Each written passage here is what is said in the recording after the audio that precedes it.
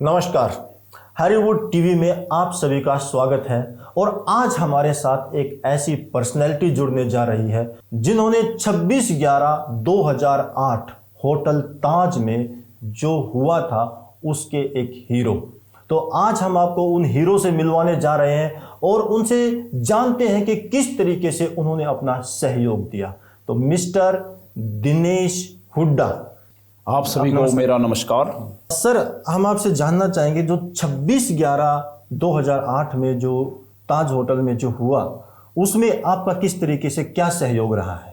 Sir, मैं उस time हम क्या है हमारी जो एनएसजी की जो प्रक्रिया है कमांडो की, वो एक आर्मी से क्या है, वहाँ से आर्मी की जो पेरेंट यूनिट है वहाँ से कुछ बंदे सेलेक्ट होके और इसमें यहाँ पे आते हैं, पोस्टिंग आती है। उनमें से कुछ हज़ार में से 100, मुश्किल से 100-150 बचते हैं, वो वापस किसी कारण से रिजेक्ट हो जाते हैं, फिजिकली एक्टिविटी या फिर कोई अन्य कारण, कोई भी बीमार हो जाता है, कोई फ्रैक्चर हो जाता है, कोई भी। उसमें से 100-200 जो है कैंडिडेट जो कमांडो यहाँ पे प्रॉपर 90 दिन का कोर्स होता है उसमें तैयार होते हैं 90 दिन में। मैं 27 जुलाई 2008 को यहाँ एनएसजी में पोस्टेड आया। उसके बाद हमारा 90 दिन का एक कमांडो कोर्स सीसी बोलते हैं, 75 सीसी था मेरा। वो हमने एक प्रॉपर एक जुलाई का महीना का जो एक कमांडो कोर्स होता है वो बड़ा ही कठिनदायक होता है, क्योंकि बड़ी ही गर्मी होती है। और मानेसर जैसी जगह जो कि एक बड़ी खुश्क जगह है, वहाँ पे पथरीली जगह है, पहाड़ी, वहाँ बहुत गर्मी होती है। तो वहाँ पे हमने हमारा जो कोर्स था उसका पूरा हुआ। 90 दिन का प्रोग्राम जो हमारा एक कमांडो को तैयार करते हैं वो हमारा तैयार हो गया। उसके बाद जैसे ही हम एक जगह हम अपनी 2-3 हमारी जो फाइटर ट्रूप्स हैं वहाँ पे 51, 52, तो वहाँ पे हम जैसे अपने यूनिट में एक प्रोविजनल चलता है, छोटा सा एक यूनिट में 2 यूनिट हैं, फाइटर जो यूनिट हैं उनमें हम जैसे हम अपने वहाँ पर प्रेजेंट थे, तो वहाँ जैसे कुछ वो उन्होंने यूनिट का एक वो चला। उसके बाद जैसे हम एक जगह साथ में ही थे इकट्ठे कुछ, तो हमारे को क्या था, काफ़ी टाइम से जो हम एक कोर्स में बिजी थे, तो हमारे को छुट्टी जाना था घर पे। तो हम जैसे ही कुछ छुट्टी, जैसे हमारे को कल छुट्टी निकलना, हम एक साथ इकट्ठे थे, हमारा जो कोर्स था, तो हमारे को क्या, हम टीवी देख रहे थे वहाँ पे एक अपनी बारिक में, तो हमारे को सिचुएशन देखा कि बॉम्बे ताज होटल में काफ़ी 8-10 मिलिटेंटों ने अंदर घुस के और वहाँ की जनता को बड़ा बेरहमी से उनका नरसंहार कर रहे हैं, उनको मार रहे हैं। तो हम देख रहे थे, ये तो बहुत बड़ा एकदम पूरा देश ही देख रहा था उसको कि बहुत बुरा हो रहा है। तो वहाँ की जो फाइटर फोर्स यानी बॉम्बे पुलिस और या वहाँ पे आर्मी आसपास की जो फाइटर फोर्स थी, उन्होंने वहाँ पे काफ़ी अपना जो अपनी ड्यूटियाँ की और ऑपरेशन को किया। लेकिन कुछ कारण होता है, उन मिलिटेंटों ने क्या है, बड़े वेपन केयर कर रखे थे बड़े, और उसके साथ साथ उनको बाहर जो उनके शहीद हफीज जो पाकिस्तान से डायरेक्शन दे रहे थे, तो बहुत सारे कई कारण थे जो कि ऑपरेशन को जो कि उनकी इतनी ट्रेनिंग नहीं थी, क्योंकि बड़ी दिक्कत आ रही थी। और एक सबसे बड़ी दिक्कत क्या थी, जनता, उसके अंदर सिविल जनता है और ज़्यादातर उसमें ताज के अंदर ज़्यादातर फॉरेनर थे।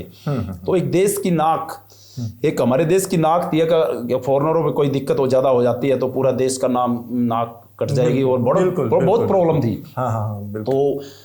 तो देश के जो गृह मंत्री थे, देश की जो मेन यहाँ प्रधानमंत्री, और उन्होंने एक मीटिंग किया, कोई ऑपरेशन को जल्दी से जल्दी इसको मतलब अपने कंट्रोल में लाना है, तो उसके लिए तो एनएसजी को बुलाना ही पड़ेगा, क्योंकि यहाँ की जो महाराष्ट्र पुलिस है या फिर वहाँ के आसपास की जो फोर्सेज है उनसे काबू से बाहर था।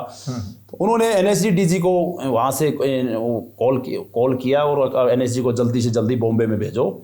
तो हमारे को शाम को ही हमारी कुछ ट्रूप है हमारी जो है वो ऑलरेडी रेडी रहते हैं, जो एनएसजी के जो कमांडो होते हैं कुछ, वो अपनी उसके बारे में मैं ज़्यादा आपको बताना चाहूँगा, वो क्या है, एक्टिव होते हैं हमारे उस ट्रूप में। हमारे को जैसे हम एक्टिव ही थे कि स्मॉल उसमें, तो हमारे को मिला कि आप जल्दी से जल्दी आपको जैसे ही इंफॉर्मेशन मिली तो तुरंत आप अपनी एक्टिव टीम के साथ वहां पे निकल पड़े। हम अपना जो इक्विपमेंट, जो बेल्ट प्रूफ जैकेट, वेपन, हमने अपना पूरा जो चीज़ें हमारे वो पूरा केयर किया। उसके साथ हम जैसे ही मानेसर से हम दिल्ली एयरपोर्ट, इंदिरा गांधी एयरपोर्ट पे लॉन्च हो गए। ठीक। और वहाँ से हमारे को फ्लाइट मिली, थोड़ा डिले हो गया था फ्लाइट, कुछ क्या कारण से उस टाइम इतना वो एक्टिविटी नहीं थी। तो हमारे को बॉम्बे छत्रपति शिवाजी जो एयरपोर्ट है उस पर वहाँ से हमारे को ड्रॉप किया गया। वहाँ से हमारे को, क्योंकि इस तरह के जो ऑपरेशन हमने आर्मी में कमांडो ने हमने पहले कभी ऐसा किया नहीं था, क्योंकि एक होटल के अंदर वहाँ पे हमारे स्लाइड से एक होटल की क्या उसके बारे में बताया, कितने रूम है, कहाँ से ड्रॉप करना है, क्या एक सिचुएशन, टोटली सिचुएशन वहाँ से क्या करना आपको, कैसे टीम से वो चीज़ें हमारे को बताई गई। और हमारे जो कमांडर थे वो ब्रिगेडियर रांगी, सुभाष रांगी, हमारे फोर्स कमांडर थे जो टीम के, उन्होंने हमारे को ब्रीफिंग, कर्नल चांद शोरान, और उन्होंने हमारे को ऐसे और हमारे जो स्क्वाड्रन थे वो हमारे को एक हिट बना दी। एक छोटी छोटी टीमें होती हैं, उस टीमों से हमारे को एक छोटी छोटी टीम बना के उस ऑपरेशन को लॉन्च करने की हमारे को ऐसे आपको करना है, इस टीम को यहाँ से कार्रवाई करनी है, इसको ऐसा एक डिटेल करके अपनी जो ड्यूटियाँ हमने वेपन केयर करके और अपना जो है वो अपना उसके एंट्री किया। तो वहाँ एंट्री करने के बाद आपने जो सिचुएशन देखी तो आपको क्या लगा, मतलब कि उनको इतना बेरहमी से जो लोगों को मारा उसके अंदर, तो एक देशभक्ति का जोश तो था ही, तो आपने किस तरीके से एक्शन लिया उन लोगों के ऊपर? देखो ये क्या था कि उस टाइम क्या था कि जो है कि बहुत फायर चल रहा था, दवा के धुआं और बहुत चारों तरफ से फायर। हमारी जो आसपास में जो बिल्डिंगें थी, ओबराय होटल या और बड़ी इमारतें थी, वहाँ पे हमने क्या किया, हमारे जो कमांडरों ने जो उन्होंने क्या किया, बड़े वेपन जो हमारे जो बड़े आर्म्स होते हैं एमएमजी या जो बड़े वेपन को वहाँ से उस पे कवर, वहाँ पे उनको बिठा के वहाँ पे और उससे कवर किया जहाँ से फायर आ रहा था, जहाँ मिलिटेंट जहाँ से फायर कर रहे थे उनको दबाया। कोई भी ऑपरेशन होता है उसकी एक ट्रेनिंग, हमारे को कमांडो को एक ट्रेनिंग दी जाती है आर्मी पर्सन को, उसको ऑपरेशन को कैसे सक्सेस करना है, उसका कोडन करके और उसको चारों तरफ से जहाँ से फायर आ रहा है उसको दबाया गया, एंगेज किया गया। उसके बाद ऊपर से कुछ हमारी जो टीम जिस टीम में मैं था ऊपर से ड्रॉप करके हेप्टर से स्लाइडरिंग करके और हम जैसे एंट्री किया उसमें।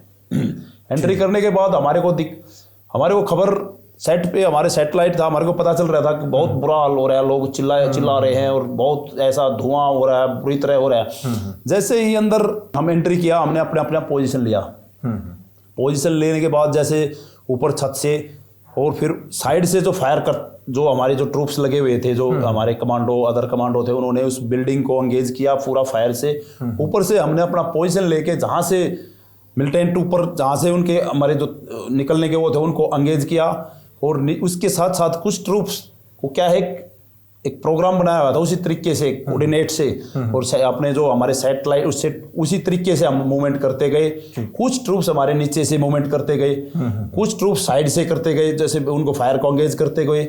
उसके बाद कुछ जैसे हमारा ट्रूप था, हम नीचे हमने एक जो ऊपर वाला सबसे वो था उसमें कुछ मिलिटेंट, 2 मिलिटेंट उसमें थे, तो उन्होंने जैसे हम उसके अंदर एंट्री किया उन्होंने फायर मारा बुरस्ट।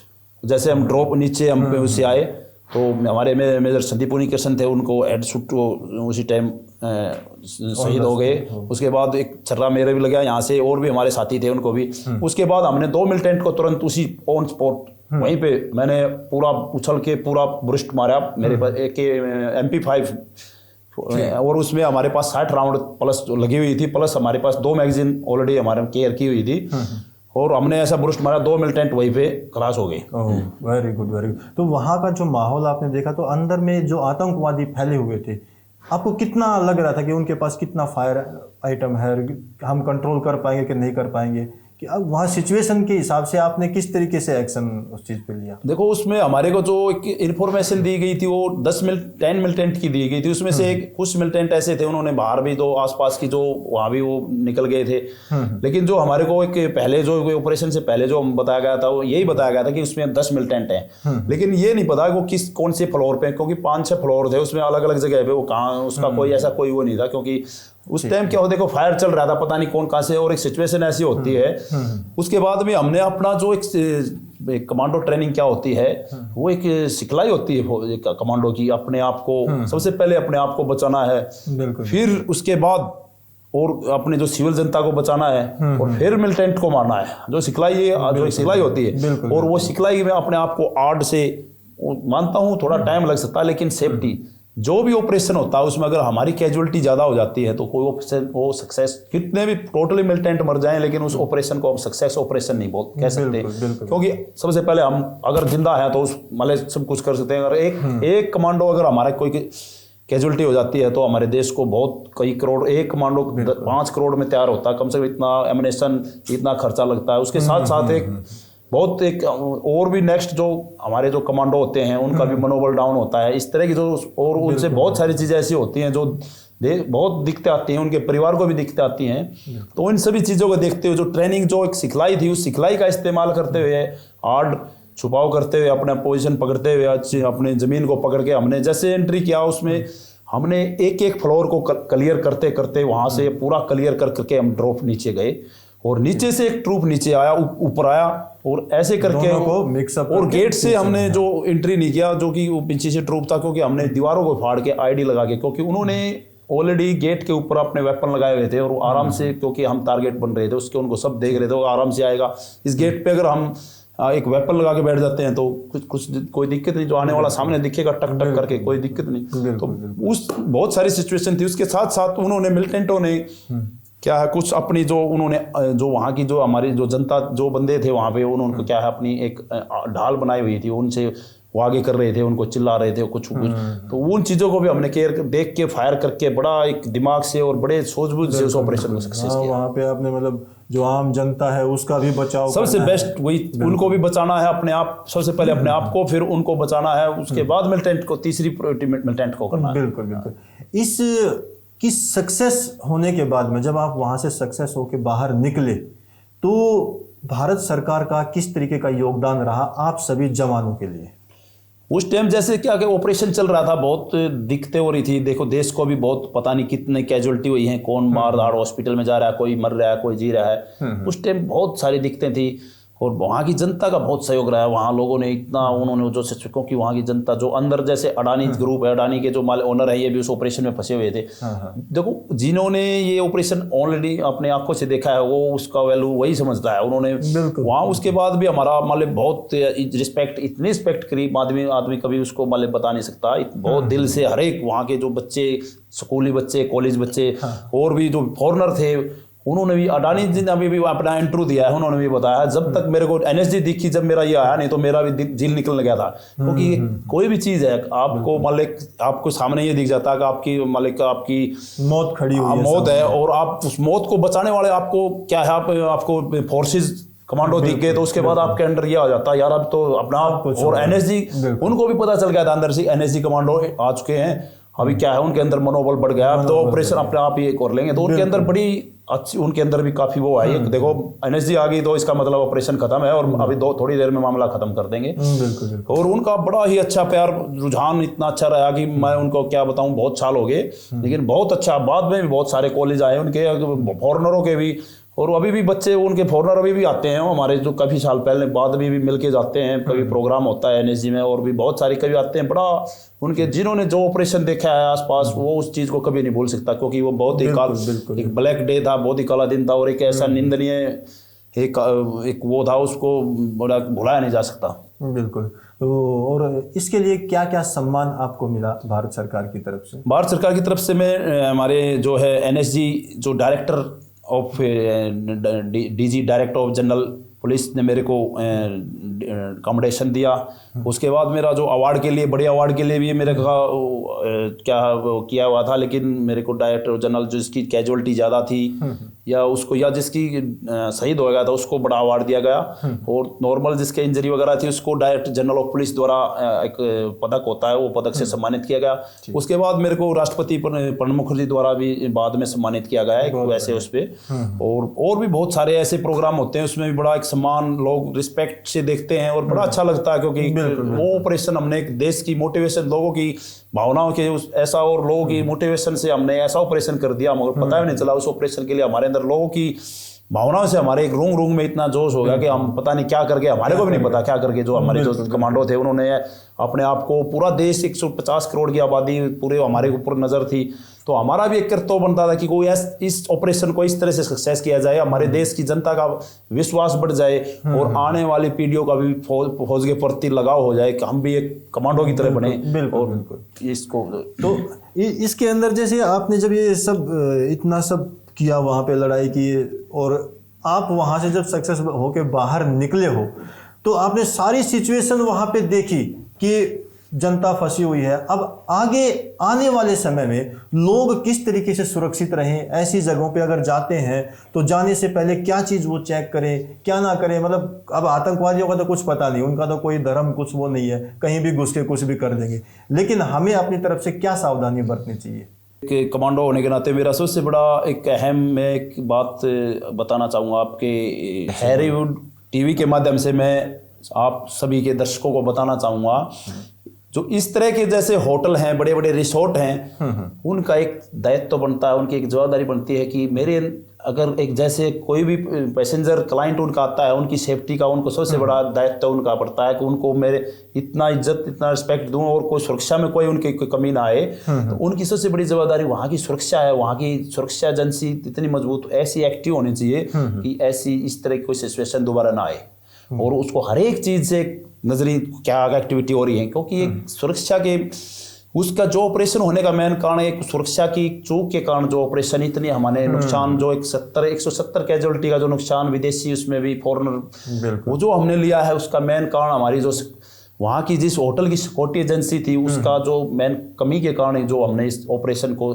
इस नुकसान को हमने झेला है। मैं पूरे सभी देशवासियों जितने भी होटल सोसाइटियाँ हैं, जितने भी वो उनके मालिक हैं, उनको ये बताना चाहूँगा कि अपना जो कोई भी रिसोर्ट होटल या कोई भी इस तरह की एक्टिविटी है उसमें प्रॉपर जो एक हमारी एक प्रॉपर दायित्व बनता है, उसकी पूरी डॉक्यूमेंटली प्लस एक प्रॉपर एक जो वहाँ पे ड्यूटी है, जितने भी ड्यूटी वर्कर हैं उनका एक जवाबदारी बनती है, क्योंकि वो सबसे बड़े अहम है। वो जो एक उस दिन एक छोटी सी चीज़ है, अगर उस दिन वो सिक्योर जब उसके डॉक्यूमेंट प्रॉपर अगर गहराई से अगर चीज़ देखते तो वो इस तरह की जो है जो दिक्कतें आई वो दिक्कत ना आती हो सकता है। तो मेरा कहना ये है सबसे बड़ी तो सिक्योरिटी और बहुत टेक्नोलॉजी भारत सरकार को भी ऐसी टेक्नोलॉजी ऐसी चीज़ बहुत सारी चीज़ें आ रही हैं आजकल, तो उसमें प्रॉपर स्कैन हो के उससे पूरी आजकल सब सारी चीज़ें हैं उससे प्रॉपर उसके बाद इस होटल के अंदर एंट्री होए, और एंट्री के साथ साथ बहुत सारी जैसे वेपन सबसे बड़ा कारण यह आता है उसके अंदर वेपन है वो कहाँ से जाए किसी कोई ना कहीं।